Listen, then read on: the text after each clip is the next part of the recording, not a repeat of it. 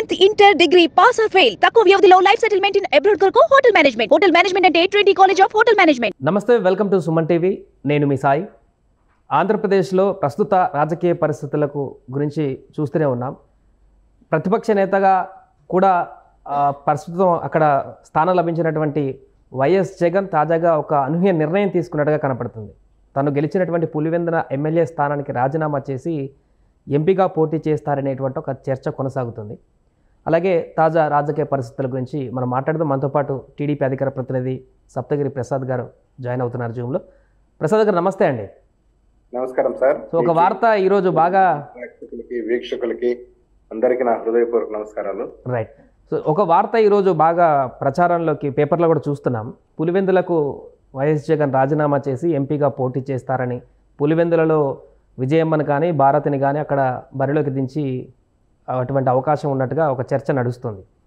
ఎలా చూడవచ్చు అంటారు? మీ వర్షన్ ఏం చెప్తారు దీనికి సంబంధించి? సార్, ముఖ్యంగా ఒక రాజకీయ నాయకుడికి అధికార పక్షాన్ని నిర్వహించే శక్తి ఉండాలా, ప్రతిపక్షాన్ని నిర్వహించే శక్తి ఉండాలా.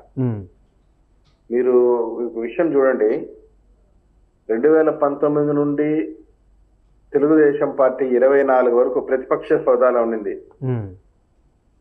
మాకు అప్పుడు కేవలం 23 స్థానాలు మాత్రమే ఉండింది. ఆ పక్క అధికార పక్షం వైసీపీ వాళ్ళకి 151 స్థానాలు ఉండింది. అయినప్పటికీ కూడా చంద్రబాబు నాయుడు గారు 72 సంవత్సరాల వయసులో కూడా ప్రతిరోజు క్రమం తప్పకుండా శాసనసభ సమావేశాలకు వచ్చి అధికార పక్షాన్ని నిలదీసి ప్రజల పక్షాన పోరాటం చేసి ప్రజల హక్కుల గురించి ప్రశ్నించినటువంటి వ్యక్తి ఆయన 72 సంవత్సరాల వయసులో. అంటే ఆయన దృష్టిలో ఏంటంటే ప్రజల ముఖ్యం, అధికారం కాదు. అధికారం అనేది ప్రజలు ఇస్తారు, ప్రతిపక్షం కూడా ప్రజలే ఇస్తారు. ఏ పాత్ర నిర్వహించాలనేది ప్రజలు ఇచ్చేదాన్ని బట్టి ఉంటుంది. మీరు ఒకానొక సందర్భంలో శాసనసభ సమావేశాలు జరుగుతున్న సందర్భంలో 23 మందిలో మాకి ఒక 4-5 వెళ్ళిపోయారు. తెలుగుదేశం పార్టీ వదిలి వెళ్ళిపోతే మా స్ట్రెంగ్త్ వచ్చి ఆ రోజు on the floor of the house only 18-17 ఉండింది. ఆ పరిస్థితుల్లో కూడా 16 మందిని సస్పెండ్ చేసేసినా కూడా శాసనసభ సమావేశాలు జరుగుతున్నప్పుడు చంద్రబాబు నాయుడు గారు ఒక్కరే అసెంబ్లీలో ఉండి, ఆయన ఒక్కడే అసెంబ్లీలో ఉండి అధికార పక్షాన్ని ధీటుగా ఎదుర్కొన్నటువంటి సత్తా స్టామినా ఆ రోజు. ఈరోజు ఈయన 11 స్థానాలు పరిమితం చేసేసి నేను రాజీనామా చేస్తాను, నేను పారిపోతాను, ఢిల్లీకి పారిపోతాను, ఇంకెక్కడ పోతాను అని చెప్పి మాట్లాడడం ఆయన యొక్క చేతగానితనానికి నిదర్శనం తప్పించుకోడు కాదు. మాట్లాడితే పులివెందుల పులి అనేది, సింహం సింగిల్ గా వస్తాననేది. ఈ రోజు రమ్మని చెప్పండి అసెంబ్లీకి, సింగిల్ గా సింహాన్ని వద్దంటామా? ఇప్పటికీ జగన్ గారు చేస్తున్నటువంటి స్టేట్మెంట్ ఏంటంటే, రాష్ట్రంలో చంద్రబాబు హయాంలో మా కార్యకర్తలపైన, పార్టీ నేతలపైన దాడులు కొనసాగుతున్నాయి అనేటువంటి అంశాన్ని తెరపైకి తెస్తున్నారు. ఈ నేపథ్యంలోనే ఈయన ఇప్పుడు రాజీనామా వ్యూహంతో ఎంపీగా గెలిచి కేంద్రంతో సఖ్యతగా ఉండడం కోసం, ఆ రిలేషన్ మెయింటైన్ చేయడం కోసం రాజీనామా చేసి ఎంపీగా పోటీ చేసేటువంటి ఆలోచన చేస్తున్నారు అనుకోవచ్చా? అంటే ఇప్పుడు మీ ఎంపీలు చేతగాని వాళ్ళేనా? నువ్వు ఒకడే చేత నేనుడా? అంటే ఇప్పుడు నీ పార్టీలో ఉన్నటువంటి ఎంపీలు కేంద్రంతో సఖ్యతగా ఉండి పోరాటం చేసి కార్యకర్తలు కాపాడలేని వాళ్ళేనా? అంటే ఎమ్మెల్యేగా నువ్వు చేయలేవా పని? పార్టీ అధ్యక్షుడిగా నీ కార్యకర్తలు కాపాడుకోలేవా? ఏం జరుగుతుందబ్బా? నీ కార్యకర్తల పని ఎక్కడ దాడులు జరుగుతుంది? మీరు కొట్లాడుకుంటా దాడులు మీ ఆధిపత్య పూర్లో భాగంగా జరుగుతుంది. ఓటమికి నువ్వు కారణం అంటే నువ్వు కారణం అని మీరు కొట్లాడుకుంటున్నారు. మాకేం సంబంధము? పైగా నిన్న పిన్నెల్లి రామకృష్ణారెడ్డి గారి నుంచి ఓదారుస్తున్నాడట ఆయన. ఏంటి ఓదార్చేది? నేను చెప్పేది ఏంటంటే, నీ దాడిలో, నీ యొక్క అధికారంలో ఉన్నప్పుడు నీ దాడుల్లో చనిపోయినటువంటి వాళ్ళని కూడా ఓదార్చిపోయి, నీ ఎమ్మెల్సీ అనంతబాబు చంపేసినటువంటి దళిత డ్రైవర్ సుబ్రహ్మణ్యం కుటుంబాన్ని ఓదార్చు. మాచర్లలో నీ పిన్నెల్లి రామకృష్ణారెడ్డి చంపేసినటువంటి టీడీపీ కార్యకర్త చంద్రయ్య కుటుంబాన్ని ఓదార్చు. నువ్వు చంపేసినటువంటి డాక్టర్ సుధాకర్ను ఓదార్చు. ఇవన్నీ ఓదార్చకుండా వచ్చి మనెవరు అజయ్ రెడ్డి అని పులివెందులు ఒక కార్యకర్తను ఓదారుస్తావు, పిన్నెల్లి రామకృష్ణారెడ్డిని ఓదారుస్తావు, నీ సొంత సామాజిక వర్గాన్ని ఓదార్చుకుంటావు, మిగతా వాళ్ళు పట్టించుకోవా? దానికే నేను ఉండేది. నేను అడిగేది ఏంటంటే, ప్రజలు నీకు 11 స్థానాలు ఇచ్చారు, నువ్వు పులివెందుల నుంచి ఎమ్మెల్యే గెలిచావు, రా అసెంబ్లీకి రా, మాట్లాడు. ప్రజాస్వామ్యం, యూ రిప్రజెంట్ ది పీపుల్. నువ్వు ప్రజలకు ప్రాతినిధ్యం వహిస్తున్నావు. ఆ విషయాన్ని మర్చిపోకూడదు. రైట్.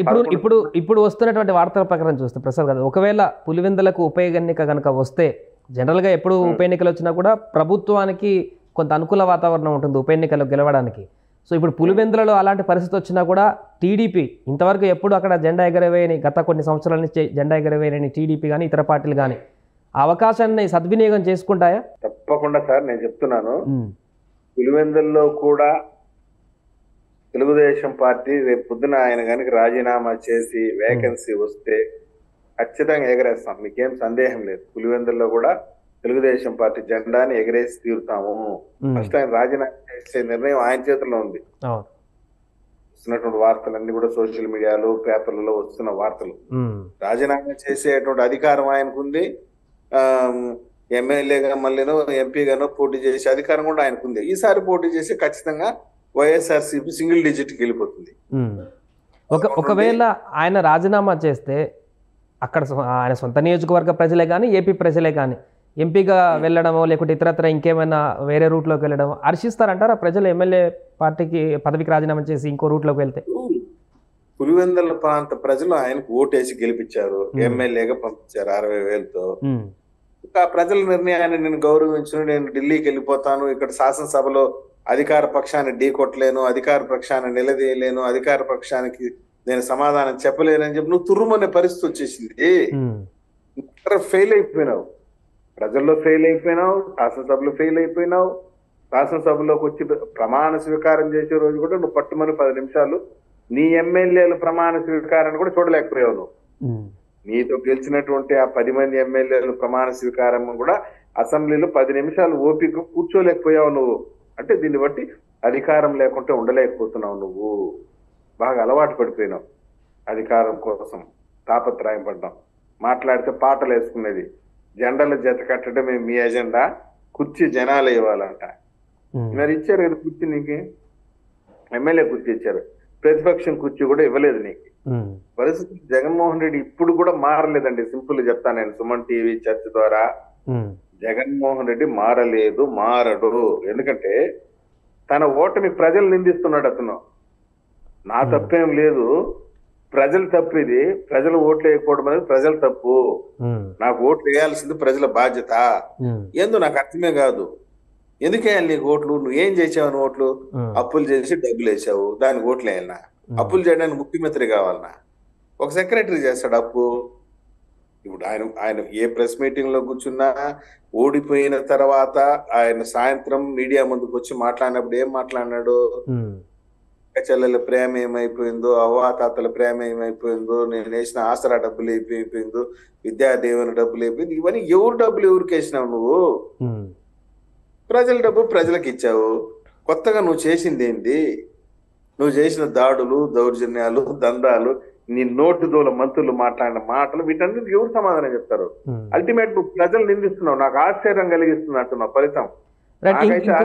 ఇంకొకటి ప్రసాద్ గారు ప్రధానంగా వినిపిస్తున్న మరొక అంశం, 11 మంది గెలిచారు వైసీపీ నుంచి. సరే, జగన్ పెద్దిరెడ్డి గారు కాకుండా ఇంకా ఒకరిద్దరు కాకుండా మిగతా వాళ్ళని కూడా మొత్తం టీడీపీ తర్వాత జాయిన్ చేసుకుంటుందనేటువంటి ఒక చర్చ కూడా ప్రచారం జరుగుతుంది. అలాంటిది ఏమన్నా కనిపిస్తుందా ఈసారి? జగన్మోహన్ రెడ్డి గారు ఇంతకు ముందు పల్లెనేని వంశీని, ఆయన మద్దాల గిరి గారిని, ఇంకొకరిని వాసుపల్లి గణేష్ బాబు గారిని, ఇంకొక ఆయన ప్రకాశం జిల్లాలో ఒక ఎమ్మెల్యే గారిని, వీళ్ళందరినీ తీసుకున్నాడు. వాళ్ళు మాతో నచ్చలేదు, పొసగలేదు, వెళ్ళిపోయినారు. బలరాం గారు ప్రకాశం జిల్లా వెళ్ళిపోయాడు. టెక్నికల్ గా పార్టీలో చేర్చుకోకపోయినా నువ్వు అనుబంధ సంస్థ సభ్యులుగా కొనసాగించుకున్నావు నువ్వు వాళ్ళని. నేను అడిగేది ఏంటంటే, వాళ్ళు నీది ఇమడలేక, నీ చెల్లి నీ తల్లి ఇమడలేక వెళ్ళిపోతే నీ ఎమ్మెల్యేలు ఎట్ట ఇమడతారు? వాళ్ళు వచ్చేస్తే తెలుగుదేశం పార్టీ ఉపయోగపడే వాళ్ళు అయితే తప్పకుండా చేర్చుకుంటారు. సందేహం ఏముంది? నువ్వు చేర్చుకోలేదు, ఎలక్షన్ ముందు కేసు నేను నాని చేర్చుకోలే, టికెట్ ఇలా మేము చేర్చుకుంటే తప్పేముంది? ఎవరైనా టచ్లో ఉన్నారా అండి ప్రసాద్ గారు ఇప్పటి వరకు? అందులో ఉన్నటువంటి కొంతమంది ఎమ్మెల్యేలు ఎవరైనా వైసీపీలో నుంచి ఇంట్రెస్ట్గా ఉన్నటువంటి వాళ్ళు ఎవరు ఉన్నారా టీడీపీలో జాయిన్ అవ్వడానికి?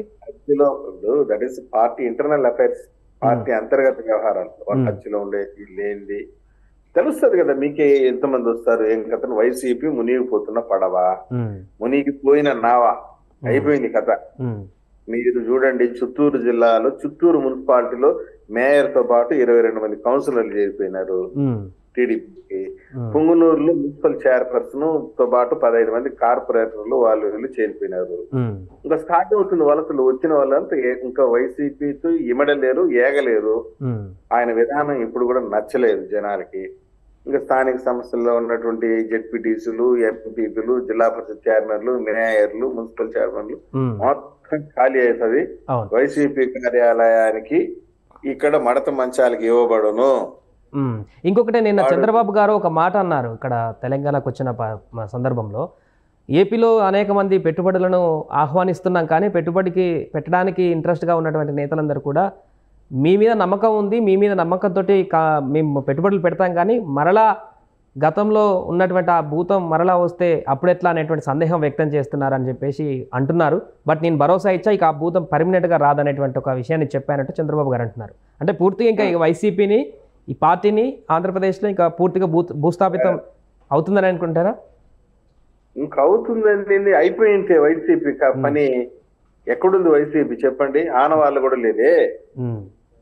ఊరికి ఆయన ఏదో తన ఆస్తులు కాపాడుకోవడానికి ఆ గన్ మ్యాన్ల కోసము, ఆ కాన్వాయ్ కోసం దేవుళ్ళు ఆడుకుంటున్నాడు తప్పించి వైసీపీ అనేది ఇంక లేదు. శ్రీకాకుళం చిత్తూరు వరకు ఖాళీ అయిపోయింది. సొంత జిల్లాలోనే కంచుకోటలే ఎప్పుడు గెలవనటువంటి సీట్లు, టీడీపీ గెలవని సీట్లు కూడా అఖండ మెజార్టీతో గెలిచినాం. నువ్వు రాజధాని ఇస్తామన్న విశాఖపట్నంలోనే నేను ఆదరించలేదమ్మా. నేను రాజధాని ఇక్కడ విశాఖపట్నంలో పెడుతున్నాను, ప్రమాణ స్వీకారం విశాఖపట్నంలో చేస్తున్నాను అని చెప్తేనే విశాఖపట్నంలో 95,000, 90,000, 90,000, 90,000 ఇంత పెద్ద పెద్ద మెజార్టీతో గెలిపించారు. ఇంక ఈ పరిస్థితుల్లో నీ కడప జిల్లాలో 1-2 సీట్లు తప్పించి మిగతా అంతా ఖాళీ చేసేసినారు. రాజంపేట, బద్వేలు తప్పించి మిగతా అంతా ఖాళీ. ఇంకేముంది నువ్వు గెలవడానికి? అక్కడ పులివెందులాగా రాజంపేట, బద్వేలు 3 సీట్లు. ఇంకేముంది నీకు గెలవడానికి? అట అయిపోయింది నీ కథ. ఇప్పుడు 1 మంతే కదా అయింది. ఇంకా రానున్నటువంటి 2-3 నెలల్లో వైసీపీ కేల్కతం, దుకాన్ బంద్. జగన్మోహన్ రెడ్డి కూడా నన్ను అడిగితే పార్టీ మూసేయడం బెటర్. వేరే ఆలోచన చేయాల్సిన అవసరం లేదు. ఎందుకంటే వృధా. నేను నమ్మరు ప్రజలు. నీ పైన నమ్మకం పోయింది. ఏం చూసి ఓటేయాలి నీకు చెప్పు?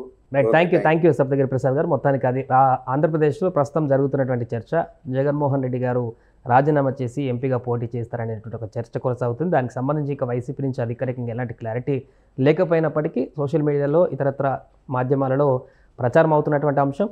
సో ఇది ఎంతవరకు నిజం అవుతుంది, అలాంటి పరిస్థితి ఉంటుందనేది మనం ఫ్యూచర్లో చూడాలి. సుమన్ టీవీలో మీ పర్సనల్ అండ్ బిజినెస్ ప్రమోషన్స్ కోసం కింది నెంబర్కి కాంటాక్ట్ చేయండి.